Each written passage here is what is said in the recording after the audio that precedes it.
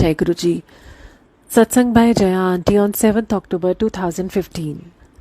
गुरु जी की महिमा का बखान करना किसी भी इंसान के लिए नामुमकिन है। कौन जाने गुण तेरे, यदि उनकी मेहर हुई और थोड़ा बहुत भी समझ आ गया तो हम बस वहीं अटक जाते हैं, और ये हमारे लिए सही भी है। ज्ञान ही बटोरने में रह गए तो अपनी असल चीज यानी मुक्ति से भटक जाएंगे। गुरु जी के ऐसे ऐसे संगत हैं जिनको देखकर या जानकर यही लगता है कि भक्ति हो तो ऐसी, ब्लेसिंग्स हो तो ऐसी। जिस तरह महाराजा लोग अपने दरबार को तैयार करते थे, उसमें हर क्षेत्र के व्यक्ति को रखा जाता था जो अपनी कला में पारंगत होते थे। गुरु जी की संगत भी ऐसे ही खास खास क्षेत्र से में पारंगत होती है। जिसको जो ब्लेस किया उसी में मास्टर बना दिया। इंसानों की तो सीमा होती थी, पर यहाँ इंसानी सिर्फ शरीर ही है। काम तो गुरुजी ही करवाते हैं। जो भक्ति के क्षेत्र में है उसकी भक्ति को समझे हम तो किसी भी पड़े हुए पात्र से ये ज्यादा बढ़कर है। जिसे शांति के लिए माध्यम बनाया उसकी अप्रोच बेमिसाल है। जिसे प्रेम का पथ सिखाने के लिए तैयार किया गया वो तो हर वक्त प्रेम के सागर में ही गोते खा रहा होता है। उसके हर शब्द से प्रेम के सिवा कुछ नहीं निकलेगा। जिसे दूसरी दुनिया के बारे में बताने को रखा है वो इस तरह ज्ञान देने योग्य है कि कोई भी गूढ़ शास्त्र फीके हो जाएं उसके सामने। जिसे इस लोक और दूसरे लोक का आवागमन समझाने को तैयार किया वो उसी में अनमोल है। जिसे सेवा का पाठ पढ़ना है वो गुरुजी का महान सेवक है, आदि आदि। ऐसे बहुत से संगत को हम जानते हैं, पर उससे हमें क्या और कब लेना है ये गुरुजी ही तय करते हैं। ऐसे खास संगत में एक बात हम देख सकते हैं कि इनकी गुरुजी से कनेक्टिविटी बेजोड़ है। इनमें सभी कर्ता वाले एहसास से फ्री है। यानी इन्होंने अपने को इतना सहज और सरल बनाया, अपने को खाली किया बांसुरी की तरह, जिससे कोई भी धुन निकाली जा सकती है। और आज गुरुजी इनके माध्यम से अपनी संगत का कल्याण कर रहे हैं। इन संगत में खास बात ये रही शुरू से यहाँ तक कि गुरुजी से मिलने के पहले से इनके पास कैसी भी दुख तकलीफ आए ये कभी रोई नहीं, इनके चेहरे से मुस्कान नहीं गई। इन्होंने कभी भी गुरुजी से खुद के लिए कुछ नहीं मांगा, और आज गुरुजी की मेहर से गुरुजी ने वो सभी बुनियादी चीजें दे रखी हैं जिनकी इनको आवश्यकता है। बस ये अपने काम में रमे रहें। किसी को कोई भी तकलीफ नहीं। जो थोड़ी बहुत तकलीफ है वो कर्म कटवाते रहने के लिए है, ताकि जब हमारी मुक्ति का समय आए तो कुछ भी लेना देना ना रह जाए। जब ऐसे संगत को हम सुनते हैं तो लगता है कि काश हम भी ऐसे बन सकते। सच तो ये है कि हम सभी ऐसे ही बनने के लिए गुरुजी से मिले हैं। आज नहीं तो कल सबको पास होना ही है। भले आज कोई नर्सरी में हो या फिर कोई कॉलेज में, या किसी ने अभी तक एडमिशन फॉर्म ही नहीं भरा हो गुरुजी की आध्यात्मिक क्लास के लिए।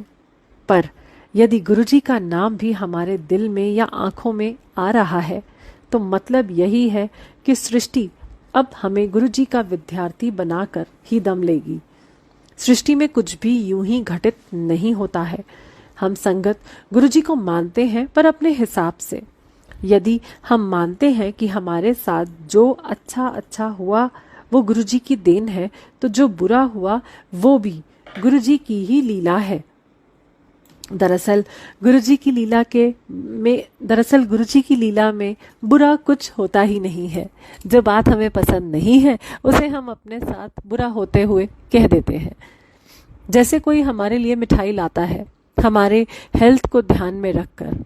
वो बिल्कुल भी लाने की स्थिति में नहीं था, पर उसने ये सोचकर लाया कि हम खुश होंगे। उस डिब्बे में अपनी पसंद की मिठाई ना देखकर हम मुंह बना लेते हैं, क्या बेकार सी मिठाई लाया। वैसे ही गुरुजी हमें वो भी दे देते हैं जो हमारे भाग्य में नहीं था, पर हम ये जानते नहीं और मिली हुई चीज में खोट निकाल बैठते हैं कि गुरुजी मेरे भाग्य में ये क्या लिख दिया।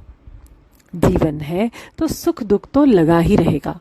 सुख पाकर शुक्रिया तो सब बोलते हैं, पर जब दुख मिले और मन से ये अरदास निकले कि गुरुजी शुक्रिया, हम जानते हैं कि ऐसा करके आप हमारा ही कुछ भला ही कर रहे होगे।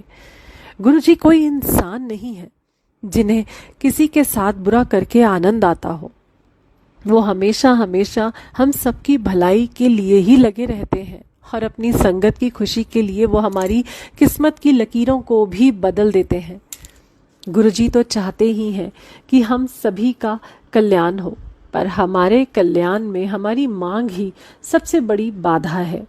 एक संगत की जुबानी एक संगत अरदास कर रही है कि गुरुजी दर्शन दे दो। ब्लेस संगत गुरुजी को कहती है कि आप उसे दर्शन क्यों नहीं देते। गुरुजी बताते हैं कि वो गुरुजी का दर्शन इस वास्ते मांग रही है कि दर्शन होते ही अपनी मांग की लिस्ट पकड़ा सके। अब हम खुद ही देखें, कहाँ हैं हम सरल। यदि मांगना ही है तो फिर सीधा ही मांग ले। पर गुरुजी जो हमारे हर विचार को जानते हैं, उनसे भी चालाकी करने से बाज नहीं आते। गुरुजी तो सब जानते हैं, ये हम कहते हैं पर मानते नहीं। यदि मुझे किसी चीज की इतनी आवश्यकता है कि हम उसके बिना नहीं रह सकते, हम मांग ले गुरुजी से, वो दे देंगे। भले ही ये मांग हमारी आध्यात्मिक प्रोग्रेस को थोड़ा धीमा कर देगी, पर कम से कम गुरुजी को अपना सब कुछ समझकर ही सरलता से मांगा हमने। जब हम ये समझ जाने की स्थिति में आ जाएंगे कि हमें इसे भी मांगने की जरूरत नहीं है या थी, हमारा कल्याण खुद ब खुद हो जाएगा। हम चालाकी बहुत करते हैं खुद से भी। जिस दिन सहज होकर जीना सीख जाएंगे, उस दिन ही ये सब बंद हो जाएगा। अब सहज कैसे हुआ जाए? सिंपल, जो भी हमारे पास आए उसे स्वीकार करें, बिना अपना दिमाग लगाए कि ये अच्छा है या ये बुरा है। यदि मेरे घर वाले मुझे प्यार नहीं करते तो उन्होंने मुझे प्यार करने से नहीं रोका है ना। उन्हें मेरा चेहरा पसंद नहीं है तो दूर रहकर भी प्यार किया जा सकता है। कभी कभी हम इस मनोस्थिति में नहीं होते कि सब कुछ बर्दाश्त कर सके। ऐसे में गुरुजी के पास रो लें। गुरुजी ने कभी नहीं कहा कि हम जुर्म सहते जाएं। हमें सारे इंसानी गुण नवाजे हैं, हम उनका इस्तेमाल कर अपने को बचा सकते हैं। बस हमें अपनी तरफ से कभी भी ऐसी पहल नहीं करनी चाहिए जिसे करने के बाद हमें अपराध बोध हो या हम गुरुजी से नजर ना मिला सके। इतना ही अपना सिद्धांत बना लें, हम में वो शांति और स्थिरता आ जाएगी जो गुरुजी देना चाहते हैं। हम में धैर्य आ जाएगा जिसकी बहुत ही सख्त जरूरत है आज के इस कलयुग में। हमारे पास ये गुण है ही नहीं। हम तो चाहते हैं कि अभी गुरुजी से जुड़े और अभी हमारे सारे कल्याण हो जाए। और कल्याण भी क्या, सांसारिक सुख। हम गुरुजी में रहें हमेशा। गुरुजी कटवा रहे हैं हमारे कर्म। जब तक हम पिछले कर्म से छुटकारा नहीं पा लेते, आगे कैसे ग्रहण करेंगे?